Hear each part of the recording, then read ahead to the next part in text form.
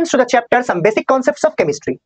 এই ভিডিওতে আমরা ডিসকাস করব খুবই ইন্টারেস্টিং একটা টপিক যার নাম হচ্ছে সিগনিফিকেন্ট ফিগার।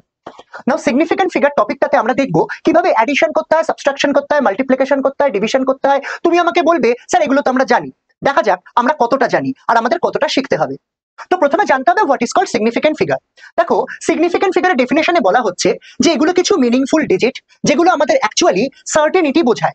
ধরো আমি বললাম তোমাকে আমার কাছে 250 গ্রামস অফ সুগার আছে।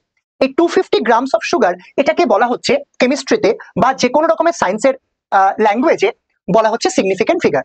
এই 250 গ্রাম কিন্তু অ্যাকচুয়ালি 250 গ্রাম নয়, মানে 250.1 হতে পারে, 249.9 হতে পারে। তার মানে সেখানেই আসছে সিগনিফিকেন্ট ফিগার। তো আমরা যদি বলি এগুলো কোথা থেকে পাওয়া যাবে বা কোথায় গিয়ে কাজগুলো করতে হবে, প্রথম কথা হচ্ছে এগুলো অলওয়েজ এক্সপেরিমেন্টাল মেজারমেন্টস এর রেজাল্ট। ধরো কোনো একজন স্টুডেন্ট কোনো একটা এক্সপেরিমেন্ট পারফর্ম করছে, এবার এক্সপেরিমেন্ট পারফর্ম করার সময় সেখানে তো আমাকে অবজারভেশনস গুলো নোট ডাউন করতে হয়, মানে ভ্যালুস গুলোকে নোট ডাউন করতে হচ্ছে। তো যে কোনো একটা এক্সপেরিমেন্টে 3টে মিনিমাম মেজারমেন্টস নিতে হয়। ওই মেজারমেন্টস গুলো আমরা নিয়েছি। এবার সেই মেজারমেন্টস গুলো কিরকম ভাবে নেওয়া হচ্ছে, দুটো প্রসিডিওর আছে।